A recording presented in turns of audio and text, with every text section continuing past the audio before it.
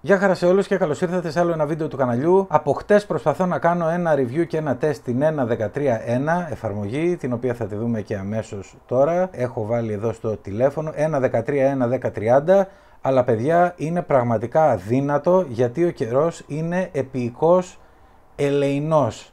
Έχει απίστευτη σκόνη, έχει απίστευτη υγρασία, έχει αέρα σήμερα, δηλαδή ό,τι χειρότερο δεν μπορώ να βγω έξω, δεν μπορώ να κάνω τίποτα και μάλιστα για του λόγου του αληθές πάμε να δείτε. Δηλαδή τι να πάρεις, ούτε μία δοκιμή δεν μπορούμε να κάνουμε. Φυσάει ζεστός αέρας, έχει απίστευτη σκόνη, φαίνεται και από τα δέντρα, μπορεί να περνάει και στα μικρόφωνα, άρα πρέπει να πάμε μέσα. Άρα λοιπόν ερχόμαστε μέσα, θα δείξουμε τα βασικά πράγματα που έχουν αλλάξει στην 1.13.1. Δεν έχει αλλάξει κάτι το φανταστικό. Ήταν αναμενόμενο ότι μετά την 1.13 που ήταν για το Avata 2 θα κάνανε και ψιλοαλλαγές, ψιλοδιορθώσεις, γιατί ποτέ δεν το πετυχαίνουν με τη μία. Και πάλι καλά να λέμε, γιατί όποιος θυμάται παλαιότερα, πριν διετία περίπου, αλλάζαν εφαρμογές κάθε τριήμερο, τετραήμερο, χωρίς να υπάρχει ιδιαίτερος λόγος, χωρίς να έχει βγει καινούριο drone. Απλά ήταν οι αναβαθμίσεις κακές ή υπήρχαν προβλήματα τα οποία δηλώνανε οι χρήστες και έπρεπε να κάνουν αναβαθμίσεις για να τα διορθώσουν. Τουλάχιστον τώρα κάνουν μια αναβάθμιση όταν βγαίνει ένα καινούριο μοντέλο και μετά από λίγο ακολουθεί μια άλλη αναβάθμιση με κάποια διόρθωση και αραιά, πολύ αραιά όμως. Δηλαδή δεν μπορώ να πω ότι έχω πρόβλημα ή παραπονιέμαι. Πάμε να δούμε λοιπόν η 1.13.1 τι μας έφερε. Πρώτα απ' όλα, και το είχε παρατηρήσει ένας φίλος του καναλιού και τον ευχαριστώ, εμένα δεν μου είχε κάνει εντύπωση γιατί το είχε συνηθίσει στο μάτι μου από παλιότερα drone. Πάνω στην εφαρμογή θα δείτε έγραφε N mode, όταν κουνάμε γράφει C mode και S mode.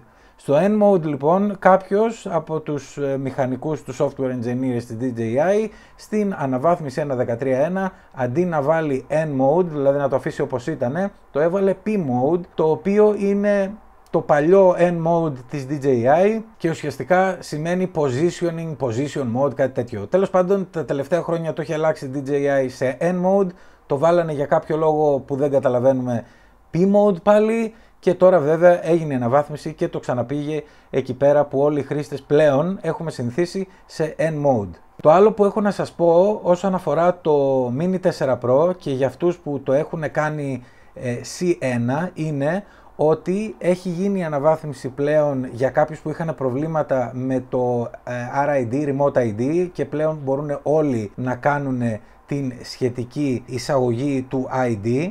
Εμένα δεν μου το βγάζει εδώ γιατί ακόμα δεν έχω πάρει την πιστοποίηση C1. Τώρα έστειλα τις φωτογραφίες και θα μου στείλουν λογικά την πιστοποίηση C1 και από εκεί και πέρα θα μπορώ να το κάνω. Μόλις μπορώ να το κάνω θα σας δείξω σχετικό βίντεο, ένα short βασικά, γιατί είναι πολύ γρήγορη διαδικασία, πώς γίνεται και είναι πολύ όμοιο με το πώς γίνεται στο Mavic 3 κτλ. Αλλά θα το δείξουμε και στο Mini 4 Pro. Κάτι άλλο δεν έχει αλλάξει στην εφαρμογή 1.13.1. Όπως βλέπετε έχω συνδεθεί στο Mini 4 Pro με το Ni 2 χειριστήριο, γιατί στο RC2 ακόμα δεν έχει βγει η αναβάθμιση την ώρα τέλος πάντων που γίνεται αυτό το βίντεο, οπότε δεν θα μπορούσαμε να το τεστάρουμε. Δοκιμαστική πτήση επιφυλάσσομαι, θεωρώ ότι δεν θα υπάρχει κανένα πρόβλημα γιατί οι αναβαθμίσεις που έχουν γίνει έχουν να κάνουν με τελείως διαφορετικά πράγματα, όπως και θέλω να κάνω μια δοκιμαστική πτήση για να δούμε και το firmware, αλλά και εκεί δεν περιμένω εκπλήξεις. Επιφυλάσσομαι, όπως σας είπα, γι' αυτό να φτιάξει λίγο καιρός, να φύγει αυτό το χώμα που δεν μπορείς να απνεύσεις έξω και θα κάνουμε και την δοκιμαστική πτήση. Ένα τελευταίο που θα ήθελα να σας πω είναι ότι έχω μπλέξει λιγάκι εντός εισαγωγικών με το Avata 2. Ήταν να μου έρθει στη σωστή ημερομηνία, έχει καθυστερήσει πάρα πολύ και γι' αυτό πάλι θα πρέπει να κάνουμε λίγο υπομονή. Το Avata 2 έρχεται στο κανάλι και θα παρουσιαστεί αναλυτικότατα όπως κάνουμε και με όλα τα υπόλοιπα drone που έχουμε δείξει στο παρελθόν. Ευχαριστώ πολύ που ήσασταν για άλλο ένα βίντεο κοντά στο κανάλι. Like, subscribe, τα σχόλια σας από κάτω και ό,τι άλλο θέλετε να γράψετε, αν είχατε κάποιο πρόβλημα με κάποια πτήση που κάνατε ή όχι κτλ, για να τη λύσουμε αν μπορούμε, και τα λέμε στο επόμενο βίντεο. Γεια χαρά!